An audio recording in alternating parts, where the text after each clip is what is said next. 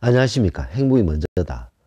오늘은 남은 나와 다를 수 있다 라는 제목으로 몇 말씀 나누도록 하겠습니다. 남은 나와 다를 수 있다 라는 사실을 받아들이고 그것을 인정하는 것이 삶의 아주 중요한 윤활유가 될 수 있죠. 제가 그 멋진 부부, 진정한 부부라는 동영상을 올린 적이 있는데요. 그게 이제 댓글 주신 분인데 홍비알님께서 댓글을 주셨어요. 부부가 싸우면 남편은 대화를 단절하고 화해를 시도조차 하지 않습니다. 무조건 잘못했다고 사과를 하고 그래야만 조금씩 화를 풉니다. 그렇게 40년을 살아서 지금은 싸우고 지쳐서 사과를 안 하니 남남처럼 살고 있습니다. 어찌해야 할까요? 라는 참 안타까운 댓글을 주셨네요. 물론 부부가 사랑해서 결혼을 하지만 계속 그 결혼 첫 단기부터 지금까지 몇십 년이 지났는데 그 똑같이 그렇게 사랑하시는 분들 드물잖아요. 아무래도 그 20대 그 젊었을 때의 그런 건 쭉 주게 되면서 뭐 동지 같기도 하고 영원한 친구 같기도 하고 하지만 항상 의지되는 서로 힘이 되어주는 그런 존재가 부부가 아닌가 생각됩니다. 이 부부가 힘을 합치면요 막강한 파워를 만들어낼 수 있죠. 근데 부부가 똘똘 뭉치지 못하면 그 가정은 불안하게 돼 있습니다. 그 가정이 불안해지면 애들도 불안을 느끼게 되는 거죠. 그래서 부부가 똘똘 뭉치는 부부냐, 뭐 항상 똘똘 뭉칠 수 없지만 어떤 일이 있고 문제가 생겼을 때 이건 네 때문이야, 이건 너 때문이야, 네가 그때 그런 얘기 했잖아, 너가 그때 그런 말을 해서 이렇게 실수한 거 아니야 등등등 남의 어떤 그 잘못을 얘기하지 않고 어떤 문제가 딱 생겼을 때 그것을 이겨내기 위해서 이 똘똘 뭉치는 부부들이 있어요. 그런 부부는 발전적인 가정을 이룩하게 되는 거죠. 근데 무슨 문제가 생겼을 때 너 탓이니 너 잘못이니 그런 식으로 책임을 전가하기 시작하면 그런 이제 발전적인 가정이 될 수가 없죠. 조금씩 퇴보하게 되어 있습니다. 그렇기 때문에 부부가 똘똘 뭉치고 어떤 어려움이 있을 때 힘을 합쳐서 이겨내는 그런 단결이 필요하죠. 자, 근데 이 홍모님의 이 댓글을 보면 남편은 이제 고집이 무지무지 세신 분이죠. 뭐 싸움을 했으면, 부부 싸움을 했으면 남편이 잘못했을 수도 있고 아내가 잘못했을 수도 있는데 남편은 절대로 사과를 안 하는 거죠. 이 사과를 안 하는 이유가 뭔가요? 나는 잘못한 것이 없다. 나는 잘못한 것이 절대로 없다. 나는 너무너무 정당하다. 라는 생각이 100% 꽉 차 있으면 사람들은 사과를 하지 않죠. 저도 그 다툼 후에 사과하지 말자라는 동영상 올린 적이 있습니다. 다툼 후에 사과하지 말자. 왜냐하면 그때 그 동영상은 너무나도 많은 분들이 부당한 대접을 받고 부당한 공격을 받고 부당한 상처를 받는데 죄송합니다, 미안합니다, 사과하는 거죠. 이거 잘못된 거 아닌가요? 잘못한 것도 없는데 상대방이 자기 혼자 화가 나서 자기 혼자 발끈해서 막 폭언을 하고 화를 내. 근데 당사자는 잘못한 것이 없는데 상대방이 저렇게 화를 내니까, 이유 없이 화를 내니까 사과를 하는 거예요. 내 잘못이야, 내가 미안해, 내가 주의할게, 내가 앞으로 잘할게, 미안해, 용서해줘. 자, 이런 식으로 사과를 해버리면 아무것도 아닌 것에 화를 냈던 그 인간은 아무것도 아닌 것에 화를 내는 것이 정당화돼 버려요. 사과를 딱 하는 순간. 그렇기 때문에 다툼을 했는데 내가 절대로 이거는 잘못한 것이 아니다 라고 했을 때는 사과를 하지 말아야 됩니다. 왜 사과를 하지 말아야 되냐? 정당성을 부여하기 때문에. 네가 아무것도 아닌 것에 화를 내는 것을 정당화 시켜버리기 때문에 본인이 잘못하지 않았을 때는 사과를 하지 말아야 되죠. 물론 많은 분들이 그때 그냥 사과하고 넘어가는 게 좋지 라고 얘기하시는 분들도 있습니다. 근데 그렇게 얘기하시는 분들이 그렇게 계속 사과하면서 그 상황을 모면하고 넘어갔다. 좋은 게 좋은 거다. 나중에 되면요, 엄청난 후회를 하게 되어 있습니다. 왜냐? 그것이 바로 이 애벌레를 괴물로 키우는 지름길이거든요. 이 애벌레가 뭐 갑자기 하루아침에 괴물이 되는 게 아닙니다. 서서히 발달하면서 괴물로 변하는 거죠. 근데 이 애벌레가 먹이를 계속 먹어가면서 괴물이 되는데, 괴물 하니까 좀 이상하긴 이상하네요. 하여튼 이 애벌레가 괴물로 변하는데 그 영양분, 그 먹이가 남들이 한마디도 못하고 사과하고 잘못한 것도 없는데 미안해하고 머리를 조아리고 이런 것들이 바로 영양분이 되어서 애벌레가 괴물이 되어버린다는 거죠. 이 홍모님께서 40년 동안 남편하고 다퉜을 때 절대 사과를 하지 않기 때문에 본인이 무조건 잘못했다 사과를 하고 또 하고 그래서 조금씩 풀렸는 거죠. 그 40년 동안 애벌레가 괴물로 돼버린 거죠. 그 40년 동안 그 남편은 정말 사소한 것에 화를 내고 그리고 사과를 또 하셨기 때문에 미안하다. 내가 잘못했다. 다음부터 안 그럴게.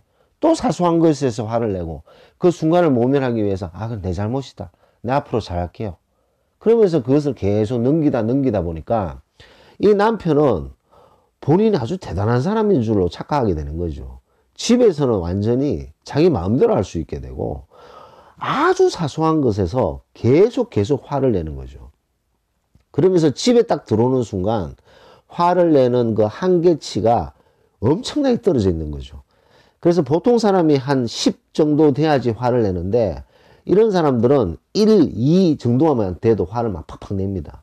화내는 버릇이 쌓여져 있고 습관화되어 있기 때문에. 그렇게 화를 그렇게 바락 내면 가족들이 좋아하겠습니까? 좋아하지 않죠. 그러니까 이 홍모님은 그것을 무마하기 위해서 그냥 내가 사과하고 내가 잘못했다 해버리고 그러다 보니까 이 40년의 시간이 지나버린 거죠. 그래서 이 40년이 지났는데 이제는 사과를 안 하니까 이제 연세도 많이 되셨지 않겠습니까? 20대에 결혼을 하셨으면 벌써 환갑이 넘으셨잖아요. 자식들도 다 출가하셨을 거고. 그런 상태에서 60이 넘었는 상태, 환갑이 넘으신 상태에서 내가 이제 더 이상 내 사과 못 하겠다. 내가 잘못한 것도 없는데 내가 왜 자꾸 잘못하지? 라는 생각을 하시게 된 거죠. 그래서 사과를 안 했더니 이제는 남남처럼 살고 있다라고 말씀하셨어요. 남남처럼 살고 있다. 그 남편은 반성을 하셔야 되는 거죠. 남편이 밖에서 얼마나 그렇게 사소한 것에서 화를 내고 큰 소리 치고 그랬는지 모르겠는데 제가 항상 얘기하는 게 그겁니다. 밖에서는 별로 끽소리도 못하면서 집에서 큰 소리 치는 사람들이 있어요. 그 제일 안 좋은 버릇 중에 하나입니다. 집에서 정말 착하고 선한 와이프가 어떻게든 가정을 위해서 잘못한 것이 없는데도 사소한 것에 화를 내는 남편에게 내 잘못이니까 그냥 넘어갑시다. 이렇게 사과를 하니까 자기가 뭐 된 것냥 사소한 것에서 계속 화를 내고 이런 사람들은 반성을 해야 되는 거죠. 반성을 해야 됩니다. 근데 너무나도 오랜 시간 동안 40년 동안 그러다 보니까 이게 완전히 고착화돼 버렸네. 고착화돼 버려서 습관적 버릇처럼 그런 것들을 한 번에 40년 동안 쌓아오기도 힘들지만 그런 것을 한 번에 없애는 건 쉽지 않은 거죠. 뭐 저는 이렇게 생각합니다. 이제 인생의 뒤안길로 막 접어드는 그런 나이잖아요. 60, 70, 80, 90 이제 애들도 다 키우셨고 출가도 다 했을 것이고 그 연세 나이에서 이제 잘못한 게 없으시면 잘못했다라고 사과할 필요 절대 없습니다. 뭐 잘못한 게 있어야지 사과를 하죠. 잘못한 게 있어야지 사과를 하고 그것을 뭐 진심으로 고치려고 노력하고 그런 것이 되는데 본인 생각에 잘못한 것이 없고 사소한 것에 화를 내는 남편한테 그 화를 무마시키기 위해서 사과하는 것은 잘못되었다. 그렇기 때문에 지금 사과하지 않는 것은 당연히 사과하지 말아야 된다라고 말씀드리고 싶습니다. 그렇게 이렇게 사과를 안 하다 보니까 남남처럼 산다라고 말씀하셨잖아요. 뭐 남남처럼 사는 사람들 얼마나 많습니까? 티격태격 싸우는 것보다 그냥 그 40년 동안 그런 식으로 사람을 덜덜덜 뽑고 살았던 사람이 얼마나 외롭고, 아, 내가 뭔가 잘못됐는가. 물론 그게 한 번에 고쳐지진 않겠지만 반성할 시간을 주셔야 된다는 거죠. 반성을 해야 되지 않겠습니까? 그렇게 40년 동안 선한 아내를, 이 지금 말씀 들어보니까 너무나도 이 홍모님께서는 40년간 참 선하게 그 가정을 위해서 혼자 다 그런 걸 부담하면서 사셨는 것 같은데, 내 잘못이다, 내가 고칠게, 내가 더 잘할게, 그러면서 어쨌든 그 바락바락 화를 내는 남편을 어떻게든 무마하려고 노력하지 않았나, 그렇게 생각이 됩니다. 이제는 그러실 필요 없죠. 이제 뭐 얼마나 많은 인생이 남아 있습니까? 이제는 본인이 좋아하고 본인이 하고 싶은 것, 그리고 본인이 싫으면 싫다, 그리고 본인이 생각하기에 이건 아니다 라고 얘기를 하셔야 됩니다. 나와 남이 같을 수 없습니다. 그렇기 때문에 이 홍모님이 생각하시는 그런 마음을 내가 이렇게 계속 하다 보면 남편이 나의 고마움을 알고 나에게 단정하게 대하겠지, 그거는 이제 본인의 생각이죠. 남이라는 건요, 남편도 될 수 있고 자식도 부모도 다 될 수 있습니다. 형제 자매도 마찬가지고. 그렇기 때문에 내 생각처럼 이 사람이 해주겠지, 그런 거 없습니다. 그 사람은 이제 그 사람인 거죠. 그렇기 때문에 남은 나와 다를 수 있다라는 생각을 하게 되면 그렇게 화낼 일도 별로 없게 돼요. 뭐 혼자 막 화를 내잖아요. 그러면 옛날 같으면 같이 막 티격태격 해서 부부싸움을 할 수 있는데, 아니 뭐 저 사람도 나와 다르기 때문에 뭐 오래 살았지만 나와 남은 다를 수 있다, 그렇게 생각하면 혼자 막 화를 내더라도 그래 뭐 저래 화내다 말겠지, 나하고 생각이 다를 수 있으니까, 나하고 판단하는 게 다를 수 있으니까, 나하고 화를 내는 한계치가 다를 수 있으니까, 저래 사소한 것이 눈에 거슬릴 수 있으니까, 조금 지저분한 것이 눈에 거슬릴 수 있으니까, 뭐 등등등 아주 사소한 걸로 다 싸우게 되잖아요. 그렇기 때문에 사과하지 마시고, 아, 뭐 남은 나와 다를 수 있다 라고 넘어가시는 것이 좋지 않나 저는 생각합니다. 그래서 우리가 이렇게 그 뭐 사회생활을 하다 보면 이렇게 화가 확 날 때가 있어요. 저 사람이 어떤 하는 행동, 그 다음에 저 사람이 어떤 했던 말, 이런 것이 우리를 공격하는 것이면 우리는 당연히 맞서야 되죠. 우리를 공격하는 것이고 우리에게 상처, 아픔을 주려고 하는 것은 우리가 하지 마! 부당해! 라고 얘기를 해야 되는데, 아, 저 사람이 우리에게 상처 주려고 하는 건 아니야. 우리에게 아픔을 주려고 하는 건 아닌데 우리가 신경 쓰이는 그런 일들이 얼마나 많습니까? 근데 저 사람이 우리에게 상처를 주려고 하는 것이 아님에도 불구하고 저 사람 말이 되게 신경 거슬리는 거예요. 되게 신경이 거슬려서 화를 만드는 분들도 있습니다. 그럴 때 우리가 생각할 것은 남은 나와 다를 수 있다. 아, 저 사람은 저렇게 생각할 수도 있구나. 저 사람과 나가 같을 수 없기 때문에 남은 나와 다를 수 있다라고 생각하면 뭐 그게 신경이 안 거슬리는 경우가 엄청나게 많습니다. 그래서 쓸데없이 에너지 낭비할 필요가 없다는 거죠. 그래서 이렇게 화가 났을 때 요즘 이게 스마트워치가 다 맥박도 재고 혈압도 재고 심전도도 재잖아요. 그래서 저는 항상 그 맥박을 재면서 느끼는데, 이렇게 좀 화가 나서 좀 기분이 안 좋다, 그럼 맥박이 올라가요 벌써. 그리고 스트레스 지수 그런 것도 나오잖아요. 스트레스 지수가 확 올라갑니다. 그만큼 우리 자신에게 안 좋은 것이 바로 그런 남의 어떤 행동, 말, 이런 것들에 상처받고 화내고 이런 것들이 별로 안 좋다는 거죠. 그러니까 그런 것들은 곰곰이 생각해 보면 남은 나와 다를 수 있다라는 생각을 하게 되면 쉽게 넘기는 경우가 상당히 많다라는 것을 말씀드리고 싶습니다. 그래서 오늘은 남은 나와 다를 수 있다라는 제목으로 몇 말씀 나눴습니다.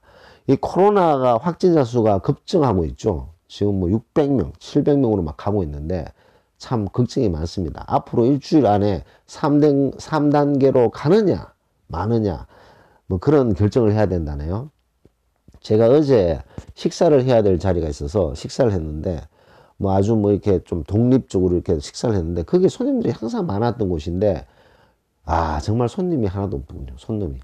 손님이 하나도 없을 정도로 그만큼 조용한 그 큰 식당이 뭐 몇 테이블, 한두 테이블, 뭐 좀 들리는 소리 보면 정말 한두 손님들, 그만큼 경제가 심각한 타격을 다시 받고 있는 것 같습니다. 이럴 때일수록 힘내시고 이 긴 터널을 슬기롭게 잘 넘길 수 있도록 다 힘을 내야 되지 않을까 생각됩니다. 오늘 제가 뉴스를 보니까요, 영국의 그 보건부 장관 같아요. 보건부 장관이신데 영국에서 백신을 지금 최초로 지금 파이자 그 백신을 맞췄잖아요. 그 마치는 모습을 보면서 이 보건복지부 장관, 영국의 보건복지부 장관이 방송 도중에 눈물을 흘리는 거죠. 너무나도 힘든 시간들을 지금까지 보냈었다. 그러면서 그 백신을 맞는 그 시민을 보면서 울컥했는 보건복지부의 방송 모습이 갑자기 생각이 납니다. 우리나라도 빨리 이 긴 터널을 벗어나고 확진자 수가 줄기를 진심으로 바란다는 말씀을 같이 나누면서 녹음 마치도록 하겠습니다. 감사합니다.